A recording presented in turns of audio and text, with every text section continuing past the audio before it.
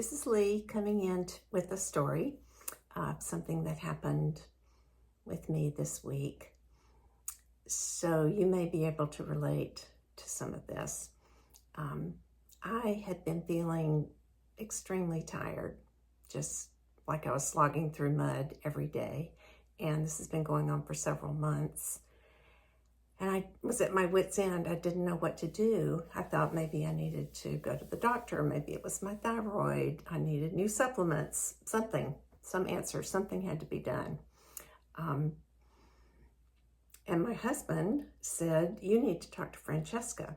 Well, Francesca is a medical intuitive who lives in Boulder, and I've talked with her several times and she's been very helpful. So I got an appointment with her the very next morning, and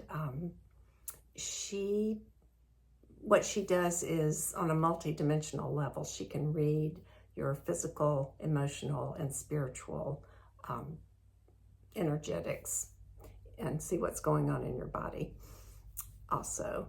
So a few minutes into the session, she got real quiet, and then she said, I'm going to ask you a question. And let me just give you sorry I didn't do this earlier, a trigger warning. I'm going to refer to a violent act. So please take care and stop this video if that would be triggering for you. So Francesca's question to me was, Lee, who in your family was murdered? And I knew immediately what she was referring to, because on my maternal line, my step-great-grandfather shot my great-grandmother and killed her in Charlotte, North Carolina. So Francesca said, that's the source of your fatigue. There's all this sadness and rage and shame that keeps coming into your field. And they had a power play dynamic going on in their relationship. She wanted him to be more of a provider and work hard, and he had the heart of an artist, a sculptor, and that was not honored. So they were at odds, lots of conflict. And as you know, there are lots of power plays going on in the world right now, right? So every time I would read about that or hear about it, that would trigger the situation with my family, my maternal lineage. And who knew? I would never in a million years have put those two things together, that my fatigue was related to the family trauma. So just offering that as a, possibility, a new perspective perhaps for you, because, in epigenetics,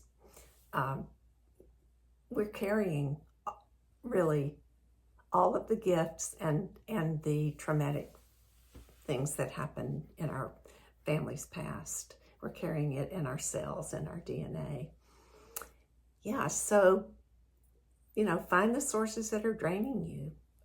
It could be something you heard on TV or read. It could be, an unresolved conversation, something you need to say to a loved one. And it could be something that is not, it's artificial. It's not from you. It's outside of you, and yet it's impacting you on a deep level. Yeah. The other thing I want to say is, I'll finish the story of what I've done about all of this, but the other thing I want to say is, if you have a family member, maybe an older person who's still living, think of the questions that you're going to wish you had asked them. I sat down and recorded my mother, and she told me the story about her grandmother being killed a few years before she died. And I'm so glad that I asked about that, I just ask her about her history. So yeah, if you have a chance to sit with them and record them, video or on your phone, just of their voice, it's such a gift to the whole family to have those recorded. So yeah, so Francesca recommended that I make 2 dolls out of sticks, and I did one for Bertha, my great-grandmother, and one for John, her husband. And in order to release that whole story about them being the black sheep or there being the scar on the family, I made little dolls. I took them outside, and we sat under my sacred maple tree in the backyard that I just love. And I sprayed them with rose oil and put a feather over them and a rose quartz crystal between them, and just sang a song to them and released all of that to the light and thanked them for the gifts. I wouldn't be here. I wouldn't have my son, my grandchildren, none of that if it hadn't been for my great-grandmother. And yeah, so just thanking that lineage. And then I buried them, sent them back to the earth with some amethyst little tiny crystals and lots of love. And when I asked Francesca, I said, why me? Why is this coming up for me? She said, because you're not triggered by the story and because you have tremendous love. And that's what it takes in this kind of situation to release and clear that. Yeah, so I'm also dry brushing. If you've never done that, it's pretty sweet. You just brush your body all in direction toward your heart. And as I do that, I'm releasing the sadness, the anger, and the shame that was carried forward in my family. And also lying on the earth, I put a blanket down and take a nap under the tree or walk barefoot in the front yard. She also recommended, I'll just mention this because I did not know about maca.